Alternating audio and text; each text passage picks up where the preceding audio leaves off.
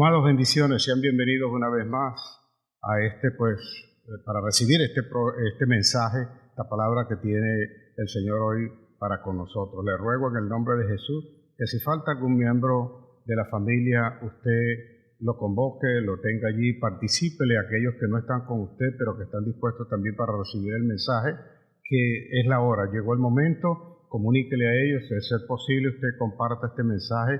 Si usted está por primera vez o no se ha suscrito a nuestro canal, yo le invito pues a suscribirse a nuestro canal para recibir las notificaciones necesarias a fin de que usted esté familiarizado con la palabra y que ciertamente pues usted pueda compartir y pueda disfrutar de toda esta palabra que tiene el Señor para todos nosotros. Así le ruego pues que teniendo la facilidad o la posibilidad de que allí hay no solamente este mensaje que va a recibir, sino otros, pues la palabra de Dios no pasa, sino que permanece, y este mensaje o cualquier otro le pueden ser útiles en su vida en cualquier momento. Yo le invito entonces a usted a hurgar allí en nuestro canal o en cualquiera de los medios que tenemos en redes sociales. Así igualmente, si usted tiene necesidad de alguna oración, pues comuníquelo, hágalo saber, háganos su comentario allí si le agrada también este mensaje, y según la necesidad que usted tenga, pues escríbanos y nosotros estamos seguros que todo nuestro equipo pastoral, nuestro equipo de líderes o cualquier otro le puede ayudar a usted en este momento para un consejo, para una orientación o para hacer esa intercesión de oración delante del Señor.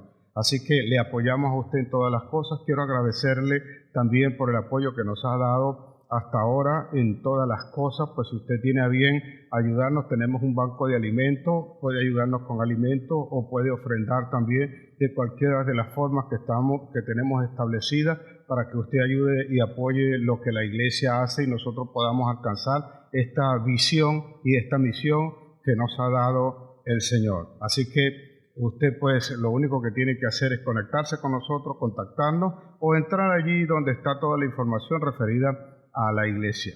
Hoy quiero invitarle a usted junto con su familia, quiero darle la oportunidad de que usted pueda traer allí su pan y su vino.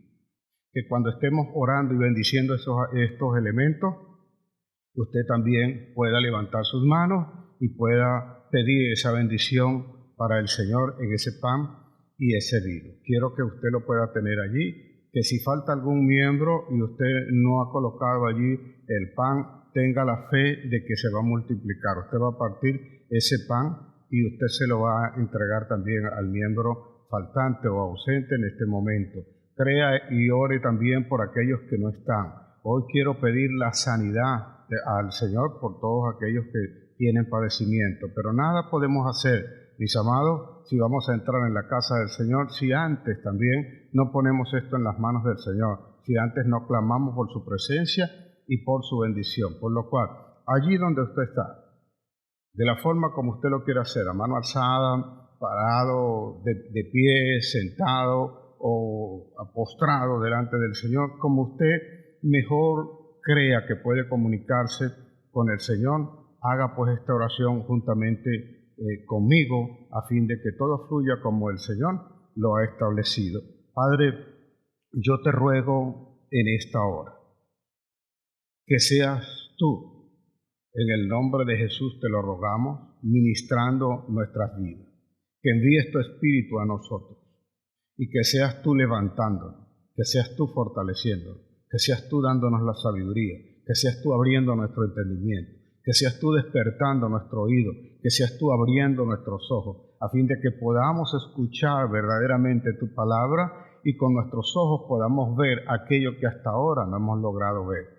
Te pido pues en el nombre de Jesús que veles por tu iglesia y reconociendo nosotros delante de ti, Señor, que aún siendo tu creación, nosotros pues nos desviamos y fuimos tras otros dioses, fuimos tras nuestra propia opinión, fuimos tras nuestra propia sabiduría y abrimos nuestros propios caminos que no nos conducían a nada, que nos parecían caminos de bien, pero su final ha sido camino de muerte. Pues nuestro pecado entonces ha estado siempre delante de nosotros. Así pues tú también lo has visto y lo has discernido.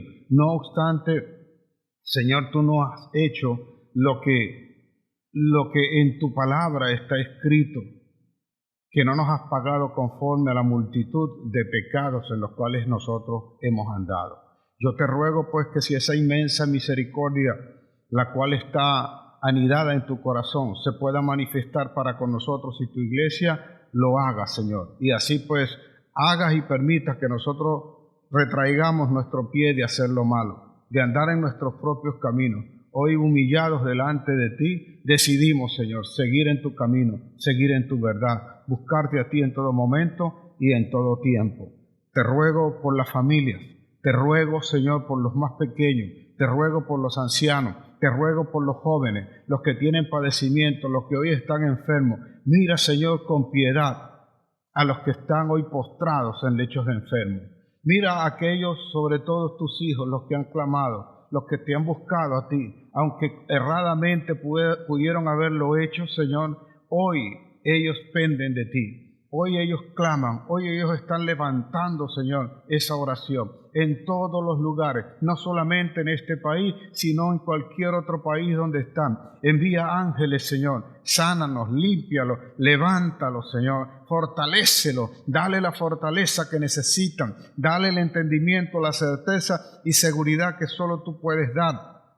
Y haz posible, Señor, que ellos se puedan levantar, que esa coraza que ha de estar a nuestro alrededor venga hoy mismo. Tú has dicho, Señor, que el que te busca a ti, que el que escucha y el que clama a ti, tú le mostrarás grandes cosas. Así que también dijiste allí mismo, Señor, que tú nos enviarías sanidad y medicina. Y entonces nosotros seríamos sanos. Y la sanidad y medicina que entiendo que viene es mi Señor Jesucristo. Haz pues que su manifestación sea propicia en este momento, en esta hora, para sanar a los que aún no se han podido levantar, a los que hoy tienen, Señor, padecimiento, a los que hoy no saben, Señor, cómo salir, cómo levantarse. Fortaléceles pues en todo tiempo y en todo momento. Te ruego, Padre mío, que escuches hoy esta oración, este clamor, que tu oído esté atento y pronta sea tu respuesta para que veamos tu poder y tu gloria,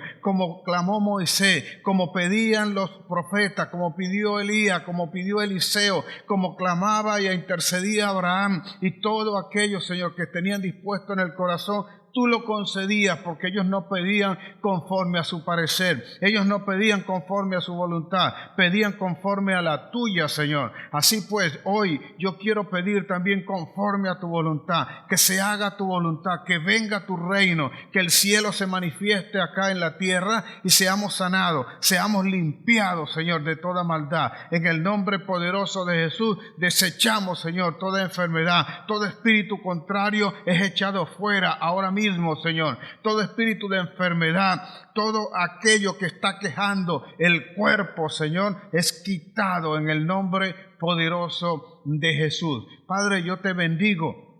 Yo te doy gracias porque hoy te ha parecido a ti que estos tus hijos podemos entrar en tu casa. Mas te ruego, Señor, que nos hagas discernir, nos permitas entender lo que significa discernir tu cuerpo, Señor, porque nada está completo sin tu santa presencia, sin tu bendición. Por lo cual nosotros estando acá hoy, seguros, Señor, de que hemos sido invitados para celebrar como lo hacemos todos los primeros domingos de cada mes y las veces que tú así lo establezca, Señor, nosotros celebramos esta Santa Cena y ella para nosotros representa un memorial, porque significa, Señor, representa la muerte tuya en la cruz, en la cual hubo el derramamiento de sangre para que nosotros fuésemos libres de todo pecado. Así igualmente, Señor, tenemos la certeza en profecía de que ello simboliza, esa Santa Cena simboliza tu próxima venida y nosotros estamos pendientes, por lo cual, Señor, ahora queremos nosotros entrar en tu camino para que cuando tú vengas, Señor, nos encuentres haciendo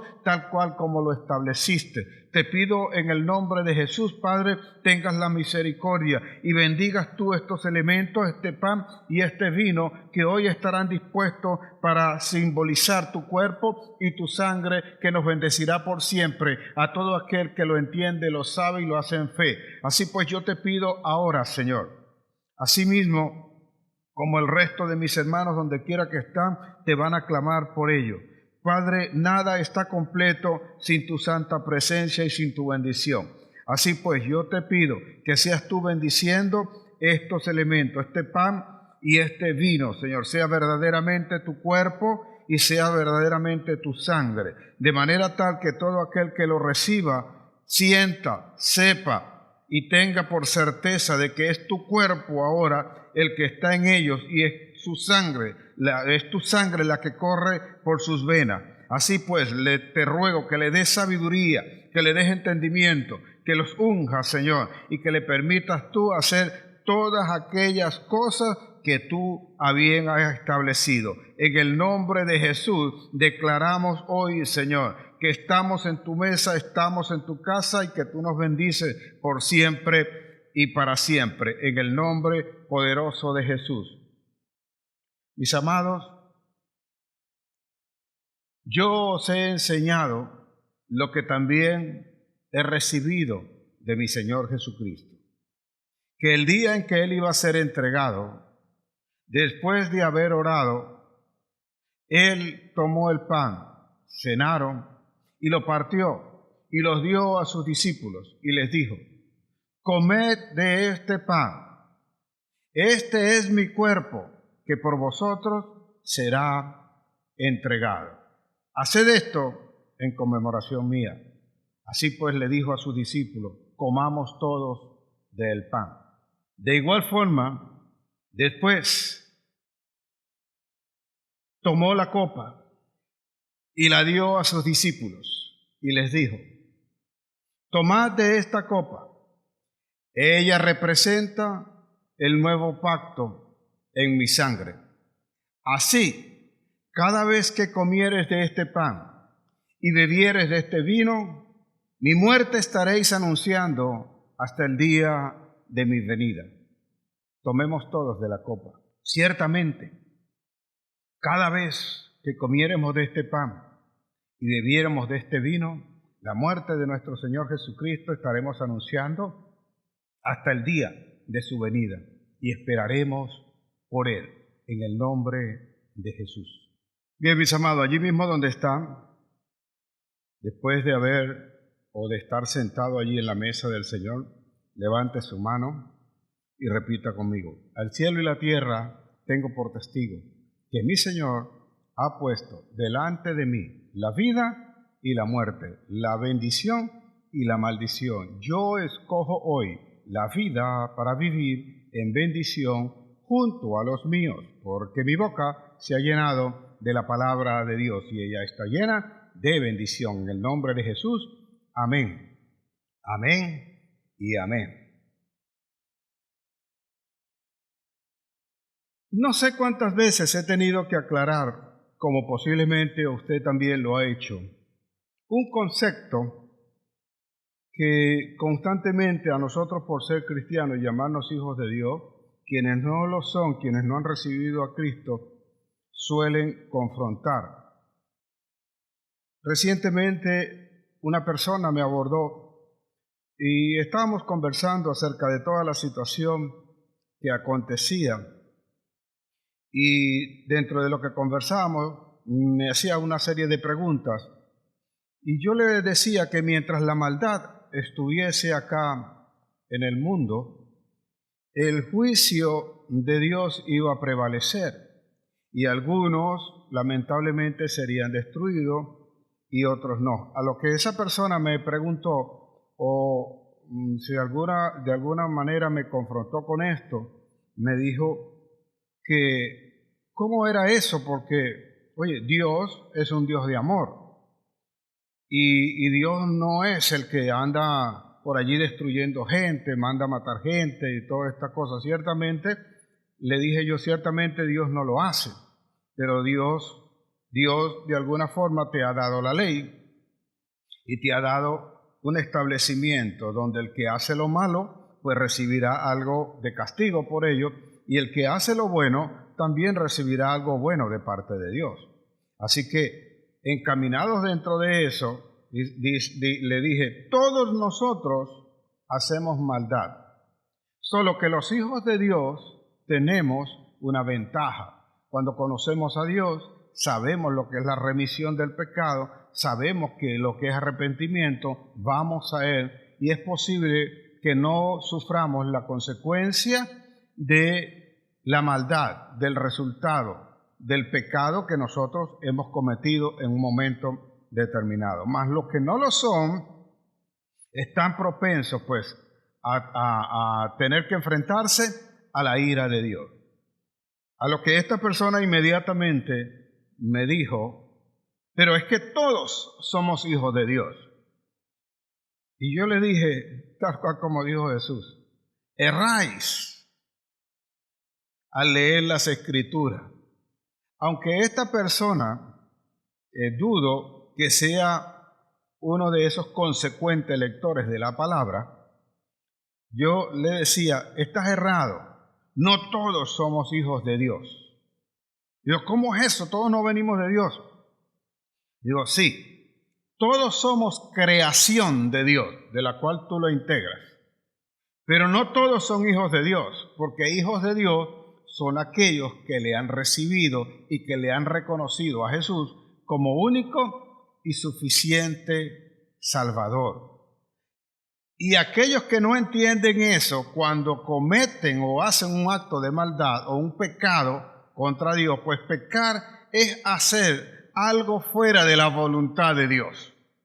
No vaya a creer que pecar, como siempre he dicho y recalco, son los 10 mandamientos nada más. Es hacer cualquier cosa que esté fuera de la voluntad de Dios. Entonces, cuando alguien que no conoce a Dios hace ese tipo de cosas, entonces la ira de Dios o el castigo que estableció Dios va a venir sobre esa persona. Y como nosotros tenemos de origen la maldad y el pecado en nuestro corazón, el mal siempre va a existir hasta que el mundo siga siendo mundo, hasta que lo deje de ser, hasta que el Señor cambie por completo todo esto. Y dijo él entonces, ¿y Dios no tiene ese poder para hacer eso? Sí lo tiene. Para impedir eso, claro, Dios lo tiene. Pero Dios también nos dio a nosotros el libre albedrío, por lo cual le dejó la potestad a los hombres de decidir hacia qué lado te inclinas, hacia el bien o hacia el mal. Mientras no venga Jesucristo por segunda vez, ello va a permanecer. Por eso veremos siempre la maldad, siempre veremos el mal. Nosotros, los que somos hijos de Dios, tenemos que procurar en todo tiempo que tal cosa no sea de nuestra mano. Así que le dije, por lo tanto, todos y cada uno de nosotros seremos sometidos a juicio. Y cuando seamos sometidos a juicio, Dios pues nos dará a conocer hacia dónde vamos a estar, si vamos a vivir eternamente o vamos a morir eternamente. Esta persona me dijo, yo no creo que eso sea así. El Dios, dijo, el Dios, yo me imagino a Dios de otra manera. Un Dios de amor, un Dios bondadoso. De hecho, me describió lo que él se imaginaba de Dios. Yo por esa razón he llamado a este mensaje el Dios imaginario. Y lamentablemente, la gran mayoría, incluyendo los que están en la iglesia, no conocemos a Dios. Por lo cual la gente se ha imaginado a Dios. Y quizás usted que está allí no es la excepción. Porque cuando a usted le preguntan por Dios, usted se imagina, Hollywood hizo un trabajo que le ayuda al enemigo para que usted se pueda apartar o se crea una imagen que no es tal de Dios. Entonces, cuando a usted le preguntan por Dios, usted quizás lo primero que viene a su mente, yo sé que ahora mismo le está pasando, es un anciano, pelo blanco, largo. Ese anciano es blanco, porque así se lo dio a conocer Hollywood, con una batola, por llamarlo así, puesta la vestimenta del Señor. Y quizás algunos lo refleja con un cayado, con una vara en la mano. Respóndase usted mismo si esa no es la imagen que tiene Dios, de Dios usted. Y cuando le hablan de Cristo, usted lo primero que hace es imaginarse la cruz con esa persona allí colgada, destruida. Ese es el Cristo que usted conoce. Y usted se lo imagina, según le han enseñado, solamente un Dios de amor. Esa cara de ese anciano o esa cara de ese cuerpo allí aparente destruido, no la cambia usted porque usted se lo imaginó así, entró así y así lo tiene establecido en ese patrón.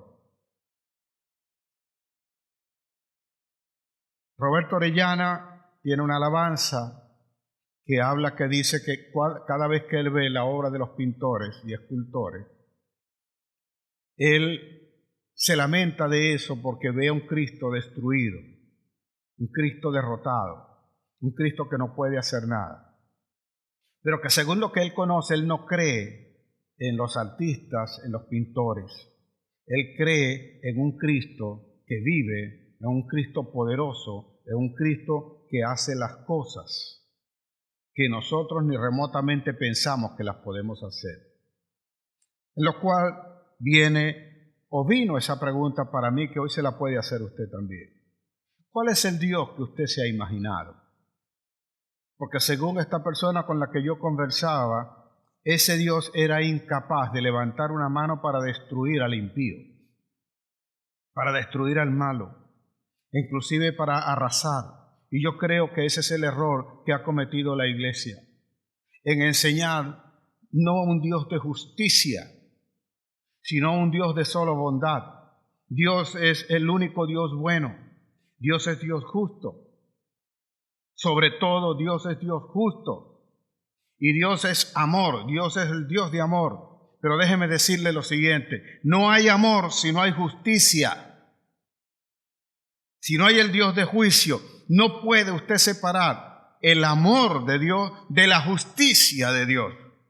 Pues uno va con la otra, solo que a nuestro parecer nos construimos un Dios que solamente puede hacer cosas buenas, que es incapaz de castigarnos a nosotros por nuestra rebeldía o hacer cualquier otra cosa. ¿Cómo se ha imaginado usted a Dios? Creo que esa es la imagen que todos tenemos de Dios. Un Dios que no va a hacer nada. Un Dios que solamente acude a nosotros cuando estamos enfermos. Un Dios que lo podemos invitarlo y podemos invocar cuando nosotros tenemos necesidad, cuando nosotros estamos en la pobreza, cuando queremos que algo surja a nuestro favor, nosotros nos acordamos de Dios. Ese es el Dios que nosotros hemos imaginado. Lo hicimos a nuestro parecer.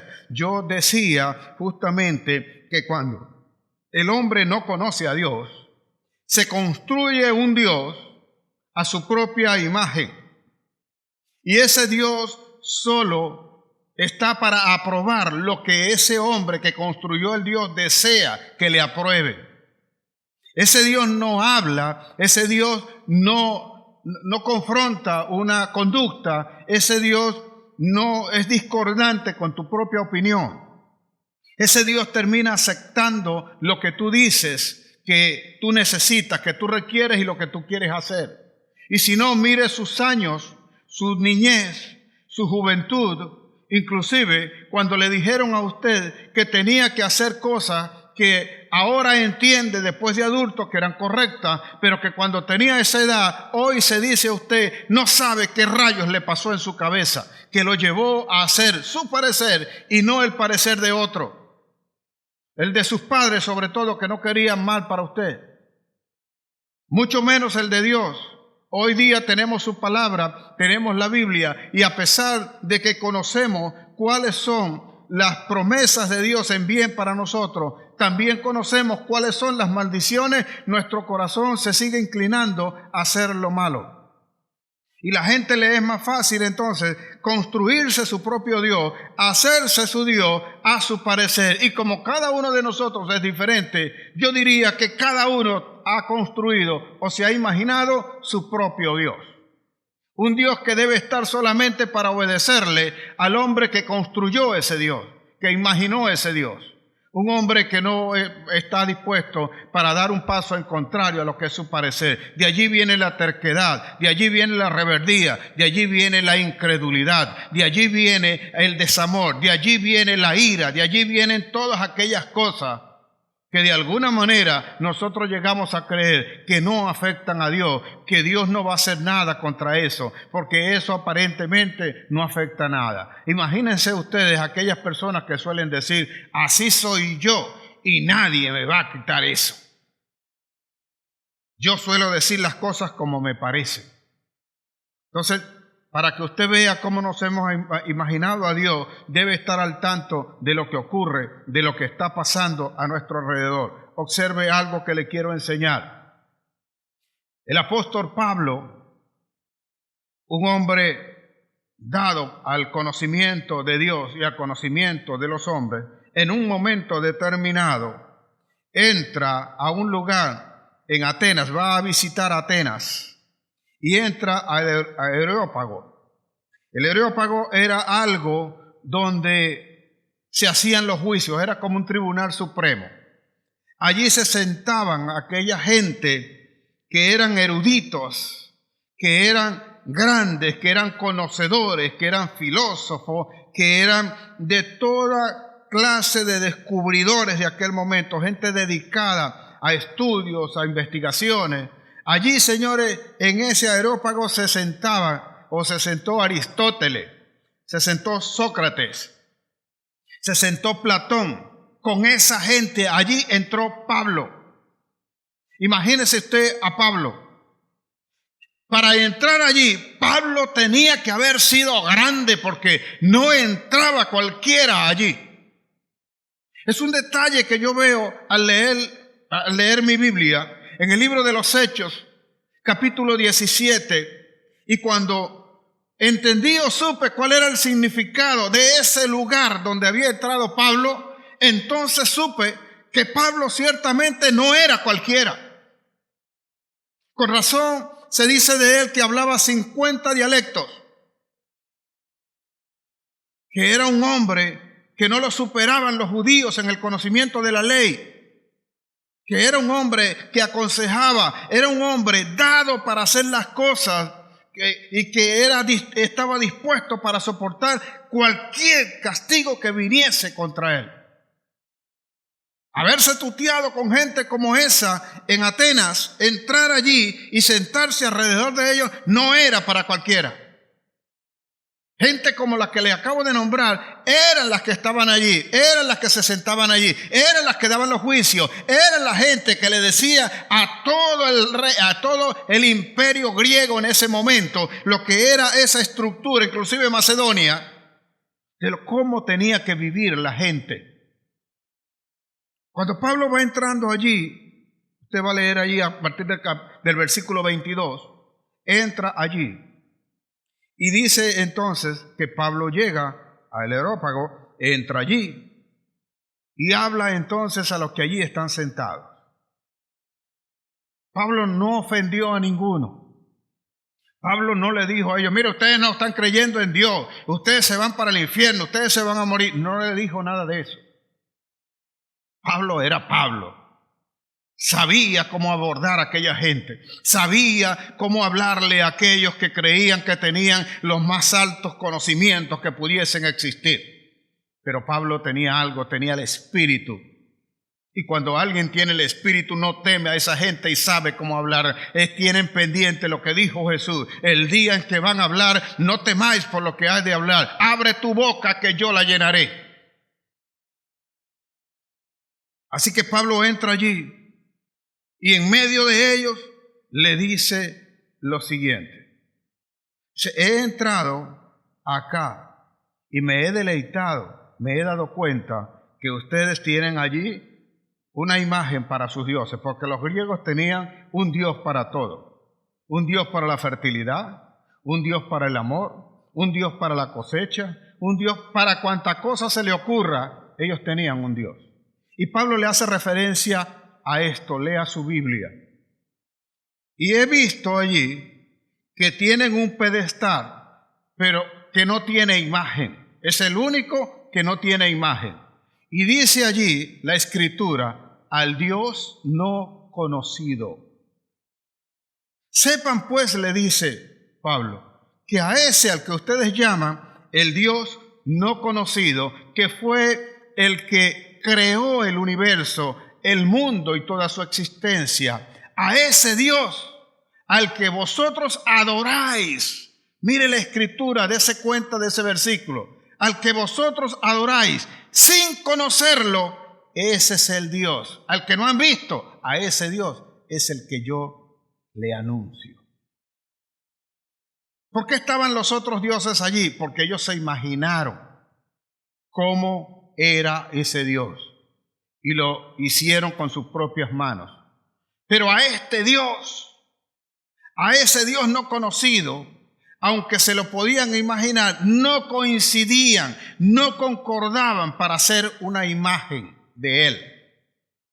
Por eso Pablo entra allí y le dice, al Dios no conocido, al cual ustedes adoráis, sin conocerle, a este Dios es el que yo le anuncio. Porque la gente tiene por costumbre imaginarse un Dios y construirlo, y según su necesidad, entonces establece ese Dios. Y sorprendentemente, cuando alguien construye ese Dios no castiga. Ese Dios que la gente se imagina no hace cosas que vayan en contra de su constructor. No hace cosas que le corrijan, no hace cosas que le impidan, no hace cosas que le nieguen a Él hacer lo que a su carne le desea tener y hacer. Dios no puede ser que Dios me esté impidiendo hoy que yo, me vaya a la fiesta y me emborrache. Que yo me vaya con mis amigos, comparta con ellos y pueda probar droga. ¿Dónde? Oye, no, ese Dios no me puede impedir a mí eso. Que yo engañe a mi esposa o a mi esposa. No, yo no. Nadie va a fabricar, nadie va a construir un Dios que le diga, no adulterarás, no mentirás. Todos se han imaginado un Dios que lo ponen aparte. Pero yo vengo hoy a mostrarte el único Dios verdadero. No tiene dos caras, tiene una sola cara. Y con la misma cara que te ama, con esa misma cara te reprende. Porque no he visto a ninguno todavía que entienda o sepa que puede construir un Dios o puede imaginarse un Dios y que ese Dios lo pueda reprender. Que ese Dios le llame a corregir su vida. Que ese Dios le llame a levantarse, que ese Dios le llame a dejar de hacer lo malo, que ese Dios le diga y le haga saber que las cosas no están bien, que lo que está haciendo no anda en lo correcto. No conocemos al Dios que se aira, no conocemos al Dios que se duele, no conocemos al Dios al cual nosotros llegamos a creer que no se va a molestar, que puede levantar la mano para destruir a alguien que se empeña en andar en lo malo, en hacer aquello que no se le ha mandado hacer, que dicen entregar la voluntad a Dios, pero siguen haciéndola de ellos. No conocemos al Dios al cual usted cree que no le puede faltar el respeto, que no le puede guardar la reverencia, que le exige a usted guardar la reverencia para con Él, pero que usted quiere hacerlo a su parecer. Que no entiende que hay un momento para algunas cosas donde nos podemos deleitar, nos podemos disfrutar, nos podemos reír, pero que hay un momento donde hay que adorarlo y servirlo. Es como Él dice que nosotros tenemos que hacer. No entienden que hay un Dios que te dice que ames y que con ese amor te dice no te puedes airar contra este. Esta no es la forma de resolver esto, porque nos imaginamos un Dios que creemos no hace tal cosa. Leemos las Escrituras y creemos que no es Dios el que dice que no salgan malas palabras de tu boca. que con la misma boca que nosotros alabamos y adoramos a Dios hoy y le pedimos y clamamos y oramos por Él, oramos ante Él por las personas que están padeciendo, por las personas que están enfermas, por las personas que tienen problemas. Con esa misma boca comenzamos a maldecir y decir cualquier cantidad de malas palabras, porque es tan de costumbre en nosotros que no nos llegamos a dar cuenta que eso lo aborrece el Señor. Pero no queremos ser destruidos por Dios, o no creemos que Dios nos puede destruir a nosotros. No, yo estoy en la iglesia, yo recibí a Cristo y bueno, no hay problema, Dios no me va a destruir en ningún momento. Cuídese, porque Dios, ante todo, es un Dios justo y Dios está molesto con los airados, con los impíos. Libro de los Salmos muestra a ese Dios que no conocemos. Salmo 7, versículo 11, dice allí, es un salmo de David. Y David conoce bastante bien el carácter de Dios. Y lo conoce de tal manera que se convierte en el cantor de Dios, de Jehová. Pero detalle los salmos y usted va a ver cuántas veces Dios reprende a ese David que le canta al Señor. Allí está escrito, Salmo 7:11, dice allí lo siguiente: Dios es juez justo, y si es juez y es justo, va a aplicar justicia. Y la justicia y el juicio de Dios es simple y llanamente que si hiciste lo malo, tendrás una consecuencia sobre lo malo. Y si hiciste lo bueno, tendrás una consecuencia sobre lo bueno. Si Dios es juez justo y Dios está airado, dice mi Biblia, léala. Y Dios está airado con los impíos o contra los impíos todos los días. No es que es hoy nada más. Dios está airado con los impíos todos los días. Y si la ira de Dios viene sobre los impíos, cada vez que tú hagas una obra de impiedad, estás sometido a la ira de Dios. Y la impiedad no es simple y llanamente venir a matar a alguien. Ese es el sarcasmo, es la mentira, es la deslealtad, la infidelidad, es el engaño, es la forma de obrar. Son cosas que están allí que parece que Dios no las va a tomar en cuenta. Nosotros somos, señores, los que le ponemos peso o le ponemos medida a los pecados. Y llegamos a considerar, bueno, que este pecadito que dice, eso no lo va a considerar Dios. Pero pecado es hacer algo contrario a Dios. Por eso no importa el tamaño delante de Dios. Simple y llanamente pecaste. No, pero bueno, le hice una cosa y no, eso era una broma. Eso yo no lo hice para hacerle daño. Decía ahora, le explicaba a alguien, el problema no es que tú no querías hacerlo. El problema es que lo hiciste. El problema no es la intención. No, yo no quería, o yo no lo hice para hacerle daño, pero el problema es que le hiciste daño. No debiste haberlo hecho en ningún momento, no debiste haberlo hablado, no lo debiste haber actuado, no lo debiste ni siquiera haber pensado. Y si lo pensaste, debiste eliminarlo en ese momento. Porque no conocemos a veces ese Dios que es capaz de venir a nosotros con juicio y a causa del juicio aplicar su justicia.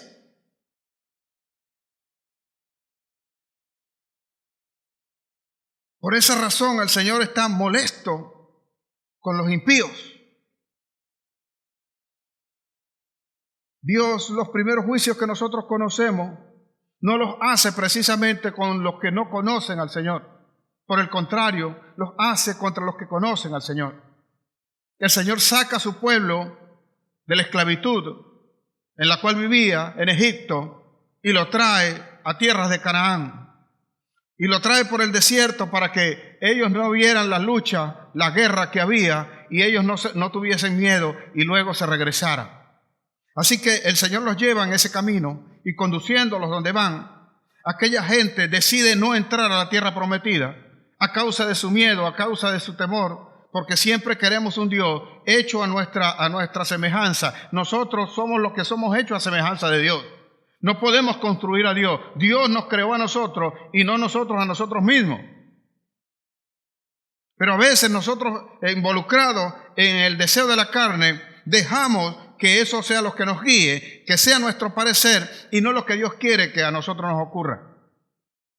Llega un momento entonces en el que el Señor, habiendo esta gente decidido no entrar en la tierra que Dios le había prometido, quedan castigados, quedan condenados. Allí van a ver el primer juicio de Dios. A esa gente que, ay, pobrecito, que de repente, mira, fueron esclavos todo este tiempo, pero te doy la oportunidad de entrar a la tierra prometida, en donde vas a prosperar. Eso depende de ti, no de mí. Ya yo te abrí el camino, y si tú sigues obedeciendo mi palabra, lo que yo diga que va a ocurrir es lo que va a pasar. Pero a veces el miedo y la costumbre que pesa en nosotros nos lleva a repetir las mismas malas palabras de maldición, de queja y de todas aquellas cosas que nos sacan del camino de Dios. Por lo cual entonces seguimos en el mismo estilo de vida y no terminamos de cambiar. ¿Nos cuesta a uno más que a otro? Sí. Pero debemos estar luchando para cambiar todo eso. Así que el Señor saca al pueblo y lo deja en un momento determinado, lo destina entonces a esa generación a dar vueltas en el desierto, a caminar, a vivir en el desierto durante 40 años. Y en ese momento, cuando entonces ellos se encuentran ya caminando allí en el desierto, hay un episodio, un pasaje en el capítulo 16 del libro de Números, que dice allí lo siguiente, para que veamos y entendamos de lo que estoy hablando y de ese juicio que hace Dios y cómo nos imaginamos nosotros a Dios, creyendo que Dios no va a hacer las cosas que Él dijo que iba a hacer. Todo lo que Dios dijo, eso lo va a cumplir. Y nosotros deberíamos estar atentos para hacer su voluntad. Dice, comienza ese versículo, comienza diciendo allí que vino en un momento Coré. Coré se pone de acuerdo con Datán y con Abirán y se levantan en contra de Moisés y de Aarón. Y dice en ese momento Coré esta palabra, dice, ¿hasta cuándo tú, Moisés? ¿Hasta cuándo ustedes? Tú y Aarón. ¿Hasta cuándo serán ustedes los líderes? ¿Hasta cuándo ustedes van a dirigir esto? ¿Acaso no somos santos nosotros también? Porque se habían levantado con ellos 250, dice mi Biblia, que eran principales, que eran príncipes, que eran gente influyente, que eran líderes, que también estaban allí junto con ellos dirigiendo al pueblo.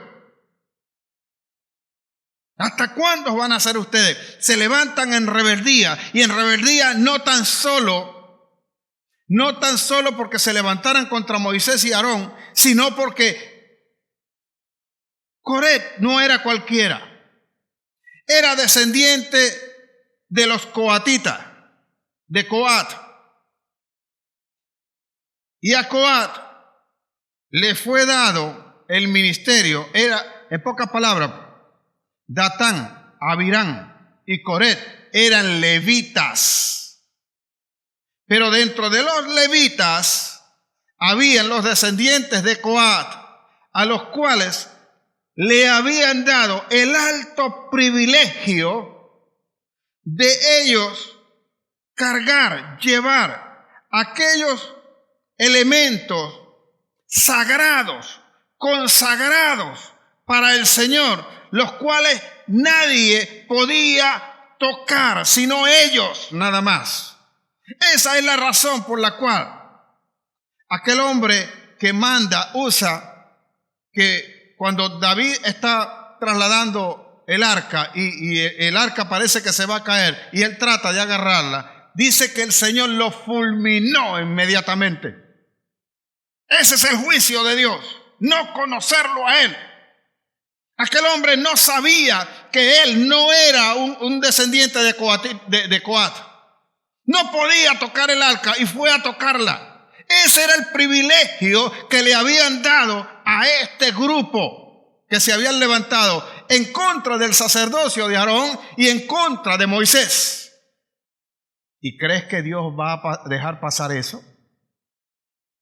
Pero el Dios que tú te has imaginado, tú cuando lees lo de Usa o cuando lees esta rebelión de Coré y dices, bueno, ¿y qué fue lo que hicieron esta gente?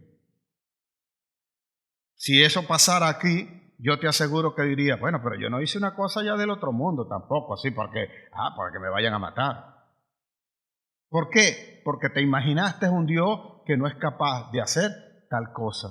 Y por esa razón nosotros estamos como estamos, porque nos imaginamos un Dios en el que supuestamente es permisivo, podemos seguir en la maldad y creemos que la maldad que nosotros hacemos no tiene consecuencias. Por eso este país está como está y por eso el mundo está como está. Porque la gente practica brujería, miente, es desleal y hace cualquier cantidad de cosas y cree que la consecuencia de sus actos no van a venir sobre ellos. Es tiempo de arrepentirse, es tiempo de hacer la voluntad de Dios. Así que viene Coré, se levanta entonces contra Moisés y le dice prácticamente, se lo voy a parafrasear, que ellos ya no quieren a Moisés como líder, que ellos quieren hacer lo que a ellos mejor les parece, que él es el nuevo líder y que él de alguna manera también le habla a Dios. Y dice estas palabras que son blasfemas. ¿Acaso no somos santos nosotros también? En pocas palabras le está diciendo, ¿acaso no nos puede escoger también el Señor a nosotros? Pero el Señor le había dado a ellos su función. Tú no puedes invadir la del otro hasta que Jehová no sea el que diga eso. Josué tuvo que esperar hasta que se muriera Moisés y luego el Señor lo escogió para que guiara al pueblo. Mientras tanto no oímos a Josué tratando de quitar a Moisés para elegirse él. Así que, si vemos esto, ellos se están levantando en contra de una autoridad impuesta por Dios. Y en ese momento, cuando le dicen esto, Moisés manda entonces, no estaba cuando Coré era el que estaba hablando, y le dice allí en mi Biblia que ya habían puesto al pueblo en contra de ellos, además de que tenía 250 principales. Y entonces Moisés le dice esto a él. Reúnanse todos mañana delante del tabernáculo y mañana veremos a quién escogió el Señor. Y hará el Señor algo nuevo, dice. Si ustedes, vea cómo sutilmente Moisés lanza la sentencia de muerte sobre ellos. Y le dice, si ustedes mueren de forma natural, como muere el hombre, entonces Dios no me escogió a mí. Entonces yo no he hablado por Jehová, le dice él. Pero si Jehová hiciere algo nuevo y la tierra abriere su boca y se los tragare y vivo descendieren al Seol, en pocas palabras, que la tierra se los trague vivo, entonces sabrán que Jehová ha hablado por mí. Y dicen que en ese momento Moisés mandó a llamar a Datán y a Abirán, que no estaban allí en ese momento. Y ellos dijeron, nosotros no vamos ahí. Yo no voy a hablar contigo. ¿Es poco acaso? Vea lo que dicen estos bárbaros. Porque cuando alguien hace algo como esto, en su mente cree que no le está haciendo daño a Dios. Moisés le advierte y le dice que se han levantado contra Jehová, no solo contra él, sino contra Jehová. Y ellos le dicen, ¿acaso es poco lo que has hecho? Que nos sacaste a nosotros de una tierra que fluía leche y miel. Le está diciendo, nos sacaste de Egipto, donde ellos eran esclavos, pero esta gente le dice que lo sacaron de la tierra que fluye leche y miel. Porque toda persona divisoria, reverde, mentirosa, falaz en todo lo que hace y lo que dice, siempre tiene una justificación y se vuelve al pasado para hacerle ver que lo que están viviendo, están pasando en ese momento determinado y es una consecuencia de aquel que los guía y que lo que ellos tenían anteriormente era mejor. ¿Acaso no es esto lo que le dicen a este país a cada rato? Vamos a salir de esto que es malo, vamos a quitar esto que es malo y vamos a regresarnos a como vivíamos anteriormente. Ni como vivíamos anteriormente, ni como vivimos ahora funciona. Tiene que ser una forma nueva, como Dios lo establece. Dejar que los líderes puestos por Dios sean los que guíen. Porque estamos en el quítate tú para ponerme yo. Y como no tenemos futuro, como no tenemos proyecto, como no sabemos a dónde vamos, la única figura que buscamos es la del pasado. Y le decimos a la gente que yo voy a hacer como estabas antes. Si tú me vas a hacer a mí como era antes, no quiero que me hagas. Porque no quiero ni el país que existía antes, lo que mal llamamos la Cuarta República, ni la Quinta, ni la Sexta. No quiero nada de eso. Quiero algo nuevo que venga de parte de Dios. Entonces ellos le dicen, nos sacaste de una tierra que fluye leche y miel. Y tampoco nos han metido en una tierra que fluye leche y miel. Cosa que es mentira. Porque los que se negaron a entrar a la tierra que fluía leche y miel fueron ellos. Ellos dijeron que no podían con los gigantes. Lea su Biblia. En el capítulo 13 ellos se negaron a entrar allí. Y luego en el capítulo 16 le están diciendo que el culpable de que ellos no entraran a esa tierra es Moisés. Porque Moisés era el que tenía que resolver las cosas. Observe que le estoy diciendo cosas que aparentemente no son graves. ¿Qué hace el Señor? El Señor inmediatamente dice que vino, cayó el humo, cayó la sombra, cayó la nube sobre el tabernáculo y entonces se escuchó la voz y le dijo a Moisés, apártate de allí, que ya los voy a exterminar. Moisés intervino y le dijo, Señor, no cabe con este pueblo.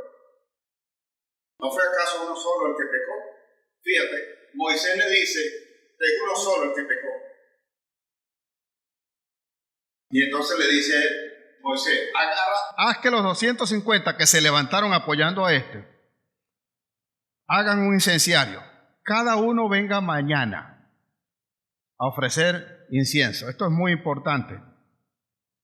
Porque lo que le está diciendo el Señor, ustedes eran principales, no todo el mundo ofrecía incienso delante del Señor. Incienso es la intercesión, es la oración, señores.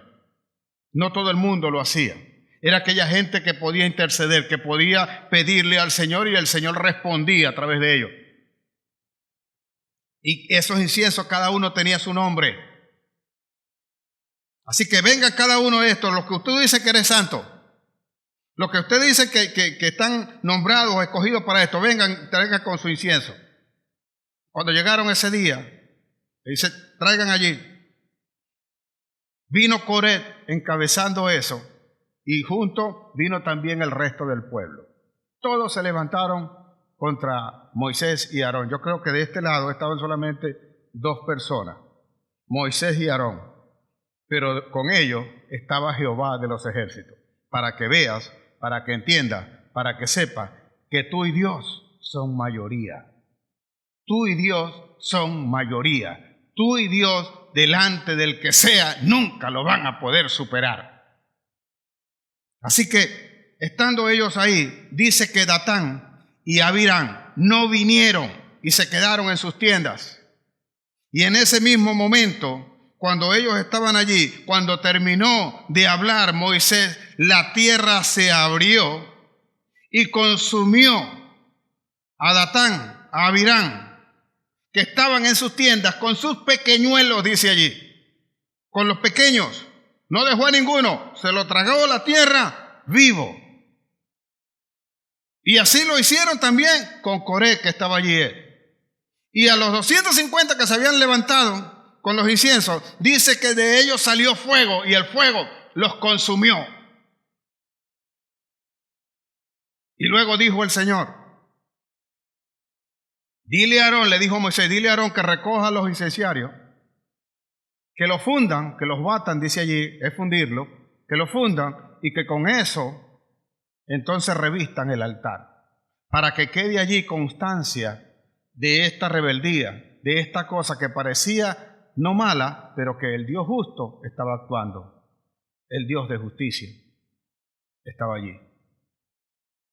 El día siguiente el pueblo se reunió una vez más contra Moisés y contra Aarón y vino una mortandad, una peste. Y en ese momento Dice mi Biblia que iban 14,000. Ya no 250, sino 14,000. Entonces le dijo Moisés a Aarón: levanta, corre, pon incienso y párate entre medio del ángel y en medio del pueblo. Faltaba una cosa más: mostrar realmente quién era el sacerdote. Así que vino, se paró allí con el incienso, entonces clamó al Señor y la mortandad se detuvo. El Dios justo estaba obrando, pero ninguno de ellos le había pasado por la mente que hacer tales cosas era ir contra Dios y que Dios iba a venir contra ellos. Para que tengamos una idea de qué cosas hace el Señor. El libro de Isaías 33:1, dice lo siguiente: ay de ti que saqueas y nunca fuiste saqueado, que haces deslealtad, bien que nadie contra ti la hizo. Cuando acabes de saquear, serás tú saqueado, y cuando acabes de hacer deslealtad, se hará contra ti. El Dios justo te está diciendo: tú eres desleal, ok, hasta ahora no te ha pasado nada, pero cuando termines de hacer la deslealtad, entonces se hará contra ti. Estás saqueando, estás robando, estás mintiendo hoy, contra ti también van a mentir. Señores, hay una ley que usted no puede saltar. Ley de siembra y cosecha. Gálatas 6:7. No os engañéis, pues Dios no puede ser burlado. Lo mismo que el hombre sembrare, eso mismo segará. No te engañes. Dios no puede ser burlado. Dios es Dios justo y ninguno de nosotros va a poder saltar esto. ¿Quieres conocer a Dios? No te lo imagines. Lee tu Biblia. Conoce realmente los mandamientos de Dios. Y entonces entenderás por qué ocurren ciertas cosas en nuestras vidas. ¿Por qué vivimos la vida que estamos viviendo? ¿Y por qué a veces decimos que clamamos a Dios y parece que Dios no le escucha? Dios escucha todas las oraciones, solo que a veces lo que está ocurriendo en tu vida es consecuencia de algo que tú conoces, que tú crees que no está haciendo daño a nadie. Pero está escrito, señores. Y si la ley está escrita, no importa si conoces o no conoces la ley, siempre se te va a aplicar la ley. Si usted se pasa un semáforo en rojo y la autoridad está allí y usted es visto de eso, luego le van a multar.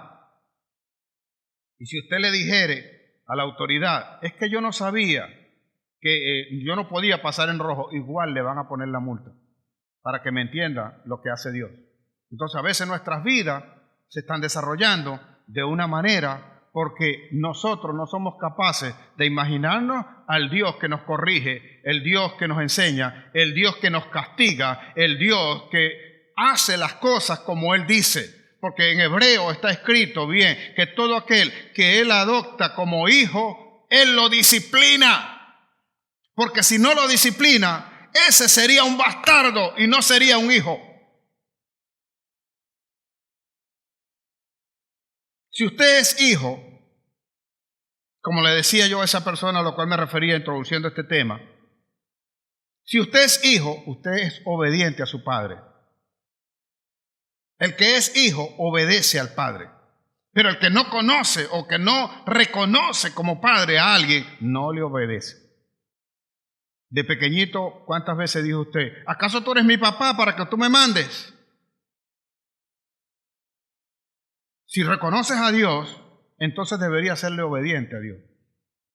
Y todo padre que sabe que tiene un hijo, le exige a su hijo que le obedezca o no. Ese es Dios. Ese es el Dios que no conocemos. Ese es el Dios que nosotros no imaginamos que puede estar. Nos hemos imaginado, señores, a otro Dios. David sabe que cometió cualquier cantidad de pecados, pero vea este pecado que parece no afectar a nadie. El libro segundo de Samuel, capítulo 24, dice allí que vino David y dio una orden. mandó a censar al pueblo, mandó a censar a los varones que salían con él en batalla. Cuando mandaban a censar solo a los varones que podían salir a batalla. Y se hacía por dos razones. Una, para tomar un impuesto de ellos. Y segundo, para ir en la batalla, cuando Dios ordenaba la guerra.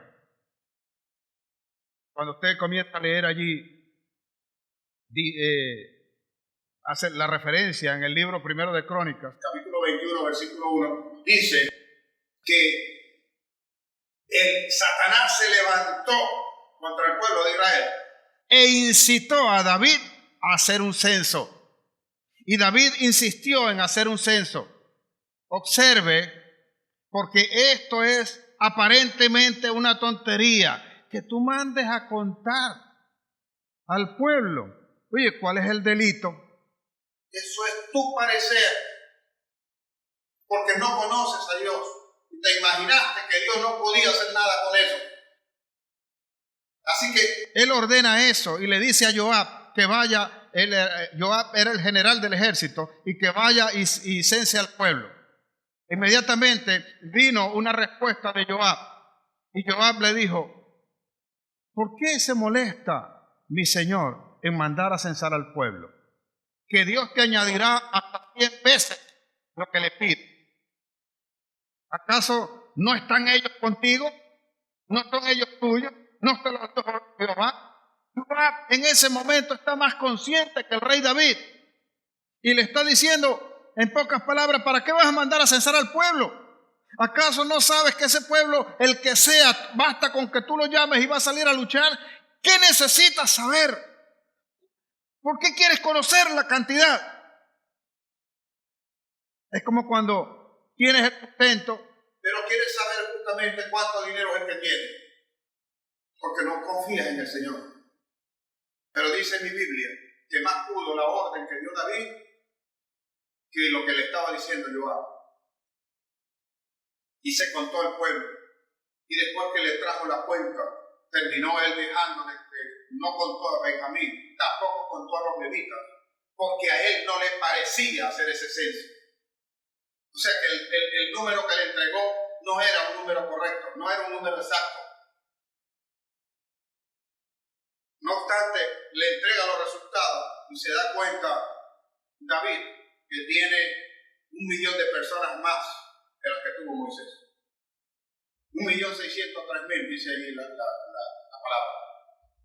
Y después que le entregaron el censo, dice mi Biblia, que David le pesó y dijo esto: me pesa en mi corazón haber hecho esto, que fue lo que no hizo por él. Y pidió al Señor: perdóname, yo he pecado. Me pesa en mi corazón haber mandado a censar al pueblo. Y sabes que en ese momento vino la palabra por medio del profeta Agag. El profeta Agag viene y habla, entonces le da la palabra al Señor y le habla a David: ciertamente sí has pecado. Así que el Señor te da 3 opciones. Lea su Biblia, te va a dar 3 opciones. Vea las opciones que le va a dar el Señor. El hombre se arrepintió, el hombre sabe que no era eso lo que tenía que hacer, porque son esas cosas que él mandó hacer, solamente se hacían cuando Dios lo ordenaba. Así que él le dice: estas son las 3 cosas que vas a hacer. Que vengan 3 años de hambruna para todo tu pueblo. O sea que en ese momento no había hambre alguna, pero son 3 años de hambruna. Segundo, que vengan 3 meses en los cuales el enemigo tenga victoria sobre ti. Tú no le puedes superar. Tú no le vas a ganar al enemigo, pero el enemigo te va a vencer durante 3 meses. Y el tercero que le dice: que vengan 3 días de peste. Observe, si a usted les ponen las 3 opciones que tiene aquí, ¿cuál escogería o cuál le parece a usted buena? ¿Cómo es que Dios no me va a dar una opción donde yo no salga perjudicado? Donde, señores, la paga del pecado es la muerte y cada pecado tiene una consecuencia. Pero no predicamos a veces a este Dios. No enseñamos a veces a este Dios. Queremos mostrar solamente el Dios de amor. un Dios que aparentemente es allí fusilánime, un Dios que está a merced tuya de obedecer lo que quiere. No, Dios es el Dios independiente, conózcalo, sépalo. Dios está airado hoy. Dios está molesto con su pueblo, porque a pesar de que le enseñan, sigue haciendo lo mismo, sigue repitiendo lo mismo y no se arrepiente. David aprendió la lección y decide entonces caer, como le respondió el profeta Gad, caer en las manos del Dios viviente. Prefiero caer en las manos de Dios y no en las manos de los hombres, porque si a los hombres le toca aplicar el castigo, ¿qué es lo que va a decir el hombre? Usted mismo dirá, bueno, esta es la consecuencia, y si tienes que morir, te tienes que morir. Pero Dios tendría misericordia. Si yo prefiero caer en las manos de Dios, porque tiene gran misericordia. Conocía a Dios. Sabía que no se iba a quedar sin castigo, pero sabe que Dios tiene misericordia. 3 días de peste sin que acababa con todo eso. Dice que comenzó inmediatamente la peste y 70,000 cayeron en ese momento. Y usted dirá, oye, pero ese poco de gente era peor, hubiese terminado a todo Israel. Con todo eso no se quedó sin castigo. Entonces dice que cuando el ángel venía para destruir a Jerusalén, con una espada desnuda en la mano, venía ya dispuesto y Dios le dijo, detente. Estaba David allí. Detente. Y David entonces se postró y clamó y pidió al Señor. Y en ese momento vino palabra nuevamente a Gad y le dijo, dile que haga un altar. Y fue y le especificó el lugar donde fue. Era la era de Arnón, de Araúna. Eso es conocido como el monte Moriat.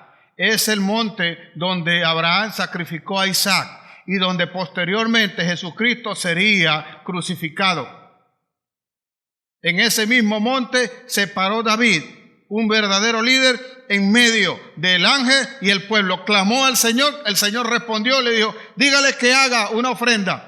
Y fue él a comprar la era. Y cuando aquella gente que eran dueños de esa era en ese momento vieron venir al rey, pensaron cualquier otra cosa, salieron al encuentro del rey, le preguntaron qué quería el rey. Y el rey le dijo que necesitaba la era para hacer un holocausto, un sacrificio al Señor. A lo cual aquella gente inmediatamente respondió y le dijo, entonces, toma lo que quiera y aún los bueyes yo te los voy a proveer. Y le dijo David esta respuesta que debe estar en un corazón arrepentido.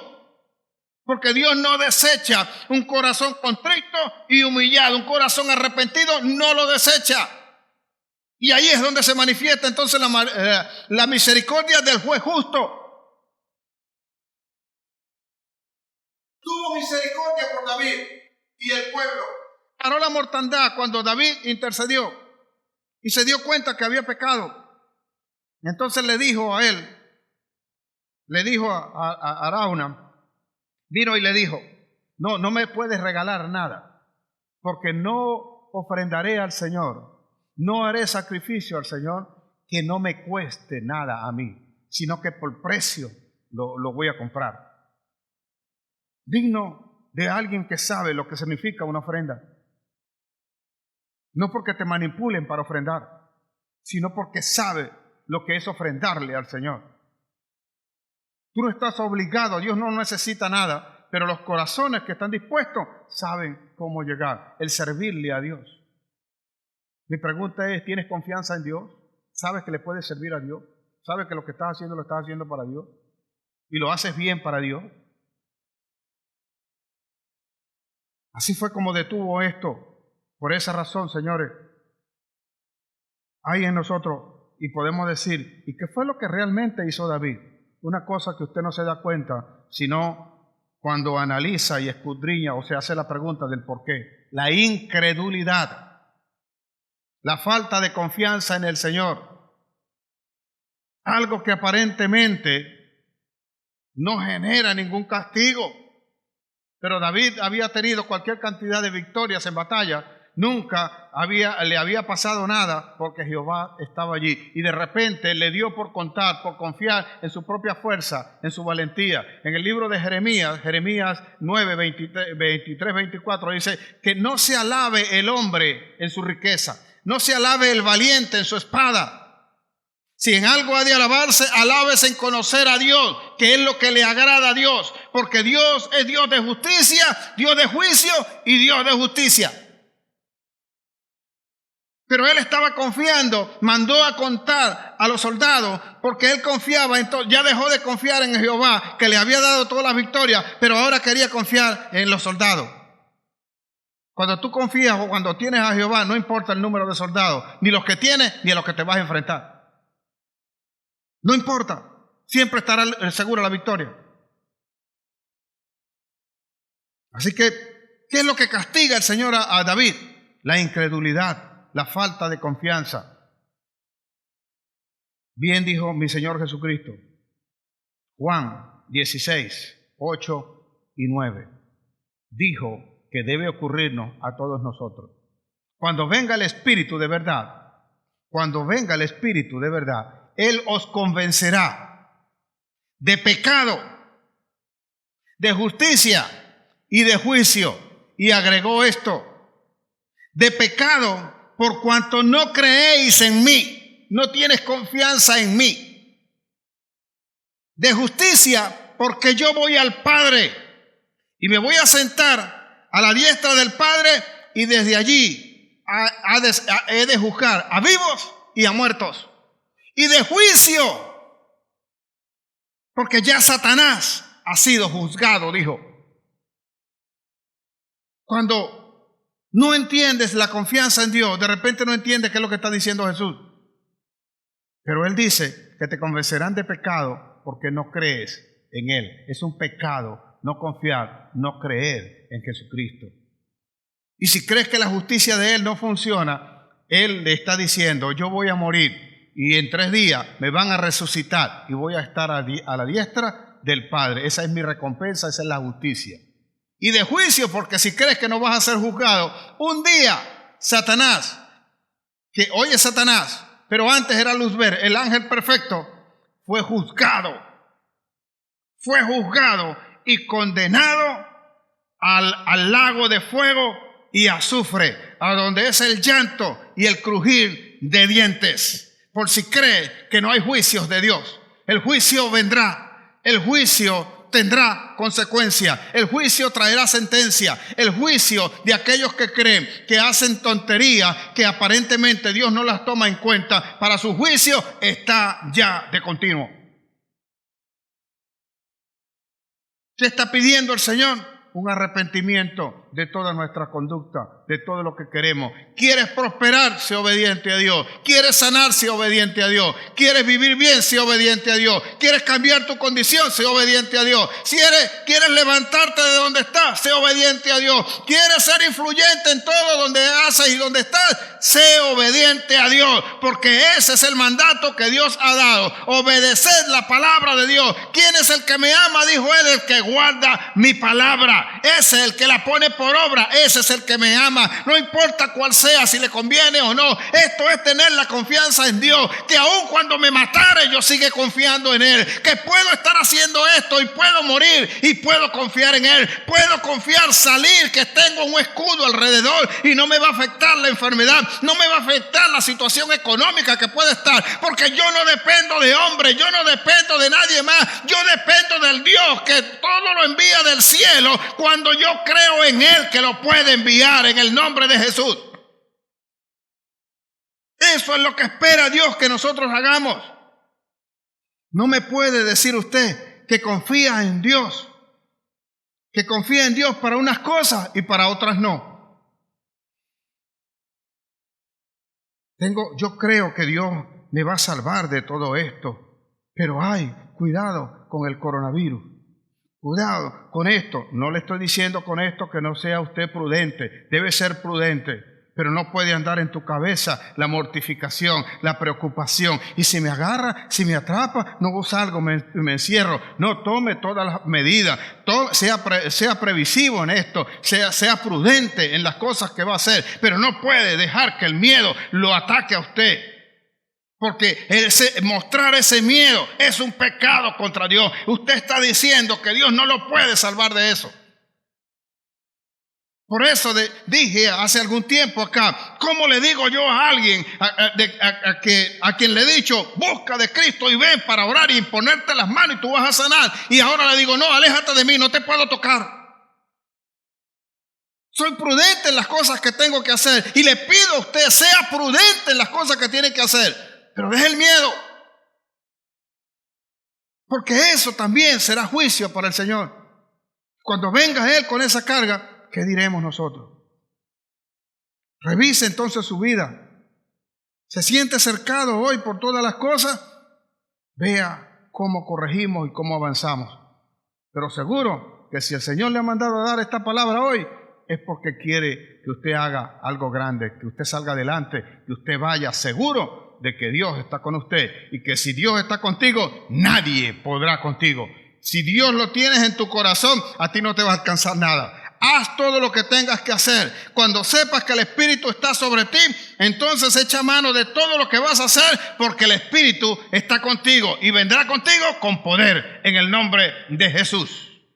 Allí donde está, corra a Jesús. Es hora de reconocerlo a Él como único y suficiente Salvador. Por tanto, Señor Dios Todopoderoso, repita usted conmigo allí donde está. A ti te reconozco, Señor, como mi único y suficiente Salvador. Ahora sé que tu sangre me ha lavado de todo pecado.